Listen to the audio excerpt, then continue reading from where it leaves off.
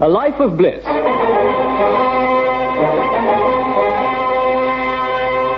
Being the biography of Bachelor Bliss, with Brenda Bruce as Anne, Colin Gordon as Tony, Muriel Pavlo as Tina, and George Cole as the shy young bachelor himself, David Alexander Bliss.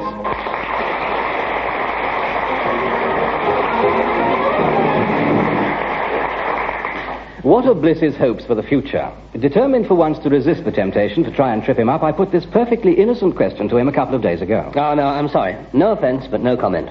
I was pretty raw when you first started this question and answer lark, but I'm not raw anymore. I know how you operate. I promise you. You're sounding like a politician at election time is not going to persuade me to answer it either. Shall I tell you why? Why? Because I know what it would lead to. You asking me about Tina, me saying something that would make me want to curl up and die, and her tearing me off a strip for saying it. I've been going out with her for about 8 months altogether, and all my hopes for the future are centered around that. Meaning what? That I hope to continue curling up with her in the altogether. Look forward to persuading her to strip off more often. Seeing more of her in the raw. I wasn't even trying. Back to the present to join David and Tina down by the river for The Modest Hero.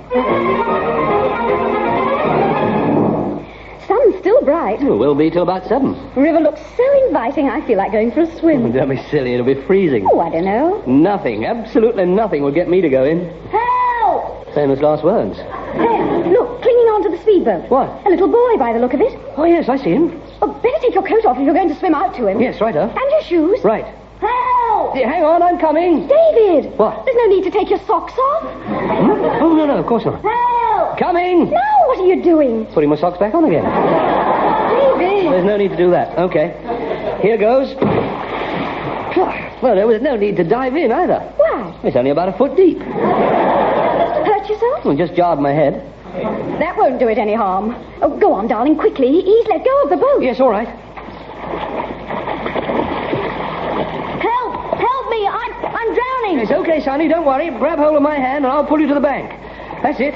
You're supposed to swim on your back and drag me along on mine. I know, but I forgot to bring my life-saving manual. Yeah, hang on tight and I'll soon have you...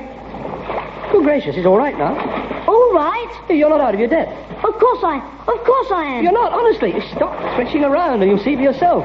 Of course I'm out of my depth. But you're not. Oh, yes, I am. You're not, you know. I am. You're not. I'm drowning. Look, I promise you, you're not in the slightest danger. I say I am. You may be right at that. How? We'll stand here arguing and we'll both die of exposure. Now, come on, calm down and put your arm round my shoulder. I said my shoulder, not the neck. Help me! How can I when you've got me in an arm lock? Look, let go of me or you'll have us... Help! There you are. You see, even you're out of your depth. Yes, and for one very good reason. What? You've got me down on my knees. Right, one submission to you. Now then, simmer down, take my hand and head for the bank. That's better. I jolly well was out of my depth. Well, at first, perhaps. All the time. Yes, of course you were. Well, then, We're not counting ahead. I jolly nearly drowned. Yeah, only a few more yards to go. Help! Help! I'm being sucked under by the mud. Nonsense, you've just slipped over, that's all. I tell you, I'm being swallowed up by the mud. Well, never mind. Call me Tarzan and crawl for the bank. Tina's there, look. Grab hold of her hand and she'll haul you out. Yes, here you are. Her hand, not her ankle. Careful or you'll... You mind out, you'll have a... It's okay, I'm safe now. And there's only one thing to say. What? Would you be kind enough to rescue Tina and me?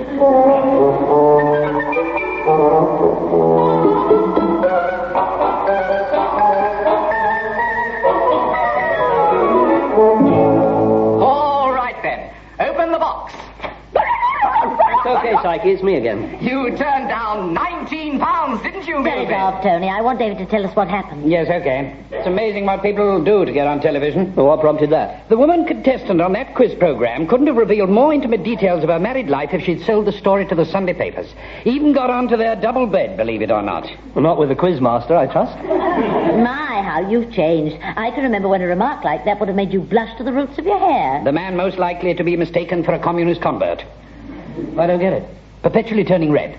And it wasn't worthy of me. Does our hero feel better now he's changed into dry clothes? Oh, now, look, Anne, I was no hero. You rescued a boy from drowning. I'd call that heroic, wouldn't you, Tony? I'm proud to be your brother-in-law, lad. And you know what it cost me to say that. Well, you needn't. It's all over and done with. Always providing the local rag doesn't get hold of the story. I know. I can just see the headline. Unknown man dives into a foot of water and nearly breaks his darn full neck. Is that all all it was. The opening paragraph should make good reading, too. Why, what did it say? A man who refused to give his name plunged into the river to rescue a boy, pausing only to remove his overcoat, shoes, and socks.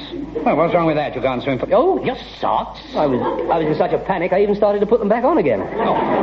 Yes, that could be classed as meritorious courage in the face of danger. I'd like to know how. Determined not to get cold feet. That's about the only danger I was ever in. What, dying of cold? I was numb from the neck down. That's a new twist for you. I asked for that one. Always glad to oblige. Yeah, I'm still not convinced Jonathan was ever out of his depth. That's his name, then. Jonathan Burkitt. You swam out to him, didn't you? Waded out most of the way. And swam the rest. And started to haul him towards the bank, and then realized the water was only up to my chin. Well, that's deep enough. I was on my knees at the time. Well, I still think it was brave of you. I still think you showed presence of mind. You do? In refusing to divulge your name. I couldn't agree more. Well, Psyche still thinks you're a hero, don't you, huh?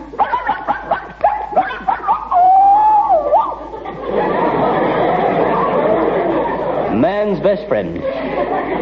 How did the boy come to be in the water? A pal of his dared him to borrow a speedboat and go for a trip. And Jonathan fell for it. Jumped aboard, pushed away from the bank, tried to start the outboard motor, and fell over the side. At which point you gallantly appeared on the scene. And, though I say it myself, put up a performance worthy of Jerry Lewis. Then what? Did you drive him home? Yes, you should just see the size of his house. Impressive? There, but for His Grace the Duke of Bedford, was Woburn Abbey. That big? If your bedroom was at the opposite end of the dining room, you'd never be short of exercise. Work up a healthy appetite going down to breakfast, too. I take it that you... Yeah, okay, I'll answer. I take it that you didn't go into the house. Huh? Not likely. Drop Jonathan at the Yes, front okay. door and beat a hasty retreat. End of hold story. on, would you? Demise of hero. Jonathan Burkitt, or Mr. Bliss. Well, how on earth did he get on to me? Well, better ask him yourself, yeah. Oh, thanks. Hello, Jonathan. Hero speaking. David Hero. Here. Hello, old chap. How on earth did you find out who I was? Saw a letter addressed to you in your car. Got the exchange to trace the number. Nothing to it, old chap. Look, Pop would like to see you. Like to see me? Yes, only listen. I've changed the story round a bit. Why? What have you told him? That you rescued me? No, that I dived in to save a dog, and that you saved us both. What on earth made you tell him that? Use your loaf, old chap. I couldn't tell him about the speedboat, could I? Well, why not just tell him you fell in? Thought of that, but decided the dog story had more to it. Well, except that dogs can swim. Confirmation from my dog Psyche. Wish I'd known you got a dog. I could have worked it in. Well, I think you've worked on it enough. Not that any dog would survive long in that current. Current? Frightfully strong. What are you talking about? There wasn't any current there. I know, but I've changed the spot. Well, that would explain it. You really have worked on it, haven't you? I haven't changed all that much. Well, I'd like to know what else you could have changed. It's a good job you said that. Why? I've changed the time. Full house. Had to make it half hour later. Had to? Should have been having violin lesson. It's okay, though. I fixed my teacher. Are you and your dolly girlfriend free this evening? Well, yes, but... Oh, great. Pop said he'd send the rolls round straight away. Oh, no. Wait a minute. Can't talk now. He might come into the room. I'll give you the rest of the gem when you get here. You mean there's more? Details, old chap. Just details. Many a slip and all that. You didn't by any chance mastermind the great train robbery? No need. Pop's got stacks of loot. Oh, while I remember, I told him I could swim. But that was weeks ago. Well, that doesn't really count then. I'll be watching out for you, so tell Chesterton there's no need to ring the front door bell. Chesterton? The chauffeur. But don't worry, he won't talk. He always knows I can put the bite on him. Well, I've never heard anything like it since Bonnie and Clyde. Super picture, wasn't it? Not that I've ever shot anybody. Well, never mind. That gives you something to look forward to. Except a couple of times with my air gun. Didn't draw blood, though. Well, better luck next time. I can't believe my ears. See you in about half an hour. Now, listen, Babyface Nelson. If you think my dolly girlfriend and I are coming round there to... Hello? Babyface? Jonathan? Hello? Hung up. What in heaven's name was it all about? He's changed the story slightly. Swapped the speedboat for a dog, said I saved them both, added a strong current, changed the spot, and put the clock forward. Apart from that, it's authentic. Can a boy of 12 be a pathological liar? All boys are at 12. Some never grow out of it, have you, Tony? I resent that. Hurrying on. Do I gather that you and Tina are supposed to be going round there? Pop sending the rolls for us. The roll? Complete with a chauffeur called Chesterton. Of course. Why didn't I realize it before? That's who his father must be. The chauffeur? Edmund Burkitt. Well, is he somebody in the town? Somebody owns most of it, including, come to think of it, the local paper. That settles it. I'll send the rolls back. Well, that's not going to stop his father getting your name in the paper. Bliss removed socks before rescuing drowning boy. If you really want it hushed up. Who wouldn't? Well, then your best chance is to go round and tell him so. Well, there's something in that. You know, it's funny, but the way things have turned out, there's even some truth in the story. Meaning? I really am out of my depth. It's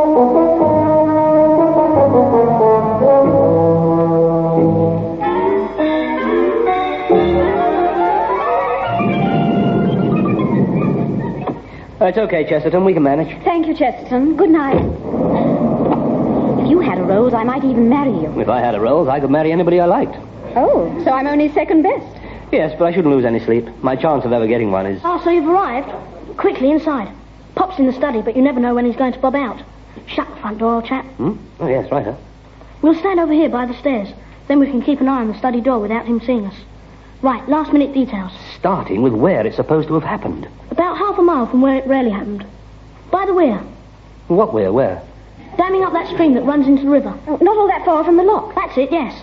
And I said you were on the lock side. Well, you couldn't have picked a better spot. There really is a strong current there. Nearest thing you'll get to rapids this side of Niagara. A dog wouldn't last 5 minutes. I can just see myself now, plunging in and battling gamely towards it. You've certainly got a vivid imagination. I know. I think I might become a writer. Fiction, needless to say. Your boyfriend sends you up on changes? Yes, but I'm not sure I'm prepared knows he's boss, so you'd better make the story stick. Oh, you little brat, you. Don't try and blackmail... Jonathan? Coming, Father. You two wait in here. Yes, all right. I told you I changed the time, didn't I? Half an hour later than it was. By the way, what about the boat? Did you notice what happened to it? Floated away downstream. Right, see you in a sec. Oh, listen, Pop likes people to stand up to him, so see you do, okay? And don't worry, I'll be there to prompt you. Little horror. You've got to admire his nerve. I like his cheek. Well, he's only a boy, Tina, and you know, it could be his father's fault. Did you notice how Jonathan changed when he called out? Oh, it's fashionable to blame the parents. Well, nobody's ever blamed mine for me. People aren't that cruel. No, seriously, though. You may be right, judging by Edmund Burkett's reputation. Why, what do they say about him? Boorish and bullying. Well, there you are. Having a brute of a father could explain Jonathan. All right, then we'll go through with it, but we'll have to be careful. There's something else they say about Mr. Burkett. What? That he doesn't suffer fools gladly. Thinks. Could you possibly mean me? Thinks. I hope the point went home. It went home. You'll be all right, but for goodness sake, don't be too glib. Put in a few let me thinks and let me see now. Well, don't worry. I'll have to think before I answer, obviously. Why? Well, I've got to sift faction from fict. Oh. I'm getting tense. Sift fiction from fact. Yes, you know, Jonathan's version from... In here, Father. Oh, thanks, son. Ah, good evening. You must be Bliss. And you must be boorish. Must be brutish. Brutish? Burkish. Burkett. Yeah, Mr. Burkett. Heard my reputation, have you? No, we were just talking about somebody else. Not about me, eh? No, different bully altogether. Different person. Well, you've heard about me, all right, but you don't want to believe everything people say, you know? I never do. No? Well, I certainly didn't believe what she said about you. What, who said? My girlfriend... My golly, if you believed all you heard, you'd think the worst of everybody. First impressions can be wrong as well. I hope. Well, are you going to introduce me, then? Oh, yes, of course. Mr. Burkett, my golly friend, Tina Holliday. Solid nickname, is it? What? Golly. No, people just call me David. No, golly. That's what you called me. Called you David? Golly. Oh, golly, did I? You did, by golly. Well, I'm pleased to meet you. Tina, isn't it? Yes. Yeah. Well. You got a good look at Tina. What do you see in the likes of him? For one thing, he's well-mannered. Oh, spirited, eh? Yes, I like a girl with a spirit. Sit yourself down. Not only pulling his leg. And you, lad, take a seat. No, thanks. I'd rather stand up to you. Rather stand up. Thank you. Well, what'll you have to drink? Oh, nothing, thank you. Oh, come now. There's no harm in accepting a drink, is there? Even for a boorish old bully like me. And a gin and something? And tonic. Ah, that's better. How about you, lad? No, nothing for me. Don't be daft. Forget it's a drink. Think of it as a pipe apiece. No, really, thanks. I don't smoke. Don't drink. Well, you'll stay and have a bite to eat. It's very kind of you, but we're due back at my sister's. Well, you're more than welcome. I know, but we must get back. Oh. Well, better go and tell Cook there won't be 2 extra for dinner after all, Jonathan. Couldn't you ring for Masters and let him tell her? No. It's easy to send you. And when you've done that, you can go and get on with your homework. But... Now, you heard what I said, Jonathan? Yes, all right. Yes. Well, I don't have to tell you how grateful I am to you for saving his life. Anybody would have done the same. I gather he dived in to rescue a dog. That's right, yes. Ah, you've got to admire his nerve. Well, funny enough, that's just what we... How much gin, lass? Say when? When? Sorry. I interrupted. That's just what we were saying before you came in. What? That we admire his cheek. Like his nerve. Admire it. It's a good job you don't drink. You're bad enough without it. No, but seriously, I do admire him for what he did. Yes, well, the boy's got pluck, yes. I'll say that for him. I go even further. You would? Well, he's one of the bravest little brats I've ever known. Bravest little horrors. Boys. On second thoughts, it wouldn't matter if you did drink. And I can't believe you don't. What he was trying to say was that Jonathan's not like some of the little horrors you meet nowadays. Oh, don't worry. I'll make sure of that. And I wouldn't want you to get the idea I doubt his word. I brought him up to speak the truth, and for the most part he does, you know. But, how much tonic, Tina? Oh, right to the top, please. Aye. But he was in a right dramatic situation this evening, weren't he? Definitely. So it'd be a bit understandable if he exaggerated a bit. Well, of course it is. Yeah. It would be. But I certainly haven't. Yes, well, let's hear what happened then. But you must have heard about it from him. Oh, aye, yes. Well, I've heard about it from him, yeah. Well, I'm sure I can't add anything to what he's added. Add anything to what he's changed. Told you. Have a double scotch. It might work in reverse. Making you nervous, am I? No. No need for you to be. Your name's David, right? Right. And you're a bit on the shy side, right? Right. Well, my name's Edmund, and I'll tell you something, lad. Blunt I may be, but if people are straight with me, I'm straight with them. So you got nothing to worry about, right? Wrong. Wrong? You to think I was ever worried. All right, then. Carry on. Well, Tina and I were walking along the towpath. Where exactly? Now, let me sift now. You can do anything you want as long as it's not vulgar. Sorry, I don't understand. Well, I don't understand what you've got to sift. Oh, Jonathan's version from... verging on a hero, if you ask me. Definitely a hero, I'd say. So would I. I mean, it's not every boy who'd risk his life to rescue a boat. And he was... Boat? A dog. We think it belongs to somebody living on a houseboat. Oh, I see. Anyway, we suddenly heard a shout for help. Yeah, hold on a minute. You still haven't told me where it happened. Let me see now exactly. Where were we? Could we have that again? Where were we? Where were we? Oh, I don't know. I'm trying to think. Oh, yes, of course. You know where that stream joins the river, Mr. Burkitt? Vaguely. Not all that far from the lock. Yes, I know, yeah. Oh, yes, well, that's where we were. By the way. I'd love to hear what you do with the Leaf Police dismissers us. That'd be comparatively easy. It would? The Leaf Police dismissers us. The Leaf Police... We were by the weir. Jonathan tells me the current's quite strong there. Oh, yes. He couldn't have picked a better spot. A worse spot. Or put on a better show. Then what happened? Oh, I dived in, bumping my head in the process. Why didn't you say so before? It could explain everything. Oh, dear. Oh, I'm just pulling your leg, lad, that's all it is. Now, go on, you were saying you dived in, yes? Waded my way out. Waded? As far as I could. Then swam the rest. Good swimmer, are you? Average. Crawl? Only on the way back. Oh, I see what you mean. Sort of, yes. And then? Well, I managed to haul Jonathan back to the bank and we scrambled out.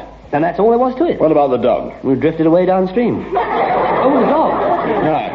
I went back in for that and managed to haul it out. Ah, now that's something Jonathan didn't tell me. What?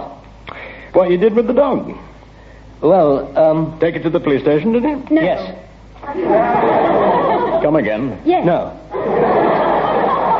You like to confer among yourselves and have another shot. We meant to hand it over to the police, but it just ran off. And headed towards a houseboat. Oh, well, your story seems to tally with his. Well, I was quite sure it would. What sort of dog was it? I don't know, he didn't say. Some sort of mongrel. Small, was it? Fairly. No. No? No, an Alsatian. Big one at that. Is that what Jonathan told you? Yeah. Well, he might have told us. It had the look of an Alsatian, but it wasn't really. No, it wasn't all that big either. But then, as you said yourself... It would be understandable if he'd exaggerated a bit, yeah. What time was it? About 6:30 later. Half an hour after 6. 6:30. Glibly. Roughly. It all sounds a bit rough to me. You know what I think? It's mostly a fabrication. Including the dog. Well, I can't imagine why you should think that. I'm not a complete fool. Well, of course you're not. Nowhere near. You're not a fool at all. But you're wrong, honestly. Oh, dog, Duff. You really are, Mr. Burkitt, except that... Except what? You were right about the exaggeration. There was a dog, but it wasn't an Alsatian, and it wasn't all that big. And he did tell you one fib, too. Oh? What about? The time. It was nearer 6 than past. Only, you see, he was supposed to be at a violin lesson. Oh, so that's all it was, eh? Oh, yes. Well, I reckon most boys of his age will tell the odd lie or two. Well, all boys of his age. And some never grow out of it, have you? Excuse me, Father. Chesterton wants to know if you'll be needing him again. Oh, he can take you two home, that's if you're sure you won't stop. No, I think we better be going. Well, the going's good, right? Right. You're wrong. Yeah, we promised we'd be back. Yes, well, I'll say goodbye then. I am grateful to you, David. You know, I mean, if there's anything I can do for you, you just say the word, lad. The word. I mean, there is, actually. Oh, what? Well, I'd rather this story didn't get into the local paper. Why on earth not? Well, I can see the headline now. Bliss dives into a foot of water and nearly breaks his darn fool neck. Well, I wouldn't have told them that in any case. Still, if that's what you want. Yeah, that's what I want. Oh, well, then you have my word I won't say anything to the paper. Oh, jolly good. Bye, David, old chap. I'm grateful to you, too. And with every reason. To feel proud of yourself. Chesterton's in the hall. Oh, right. Goodbye, Mr. Burkett. Goodbye, then. Bye, John. Bye-bye, dear. Aye. There's a nice lad, that. Aren't you going to give the story to the paper? No. Seems a pity. I'm going to arrange for him to appear on television.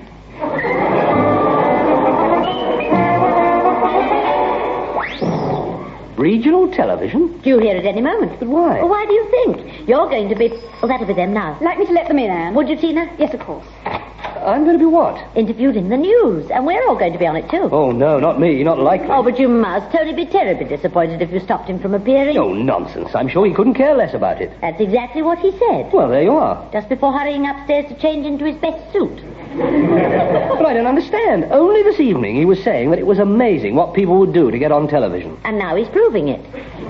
Tony's got as much of the actor in him as the next. More, if anything. The act he's putting on now is really quite impressive. People have got Oscars for less. What act? Feigning disinterest. Sounds so convincing he's got a real touch of the Sir Lawrence Oliviers. Well, I'm sorry, but disappoint him or not, wild horses... He'll never forgive you if you do. Not that I mind for myself. I mean, needless to say, I'm really not interested. Well, I should hope not. Touch of the Katie Hepburns. For you too? But it's no use. I've had enough trouble tonight being interviewed by Jonathan's father. I just couldn't go in front of... Go in front of what? TV camera? Don't see there's much you can do about it. They're setting it up in the other room.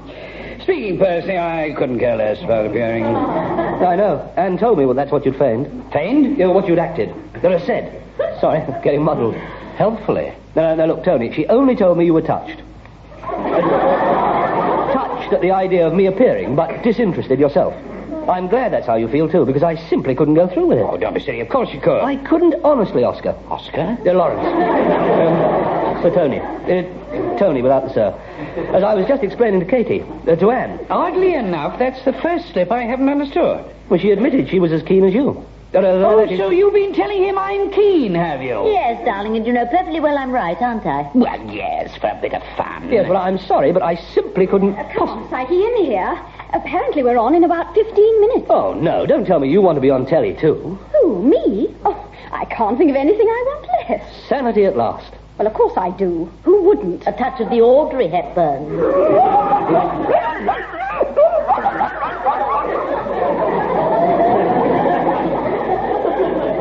What's the use? I'm outnumbered by 4-1. 4-1? Sir Lawrence, Katie Hepburn, Audrey Hepburn, and Lassie.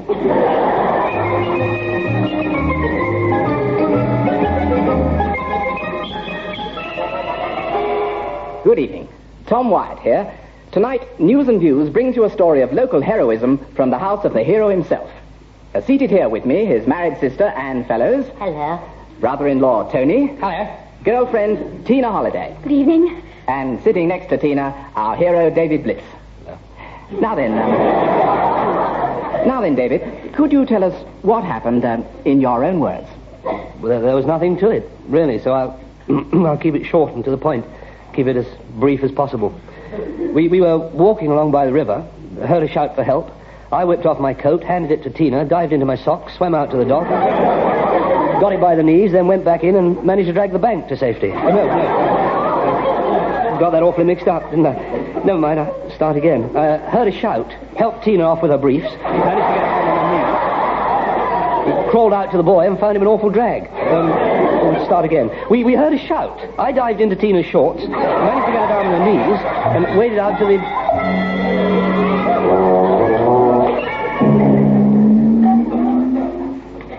goodness all the TV people have gone.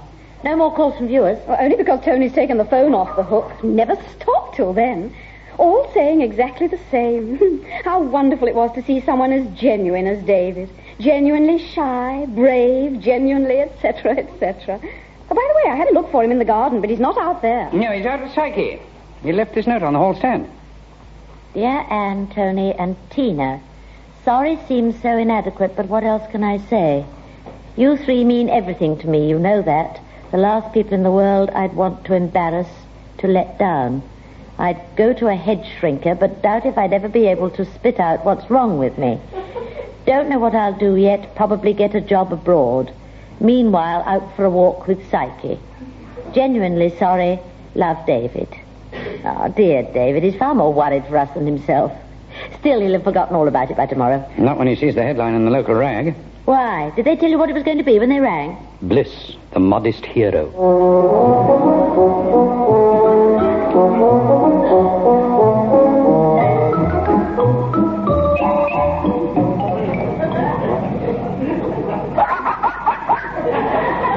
Yes, we're going for a walk, and a long walk at that. But I'll tell you something for sure. Not down by the river. Come on, lassie, this way. Psyche. I know, right to the last.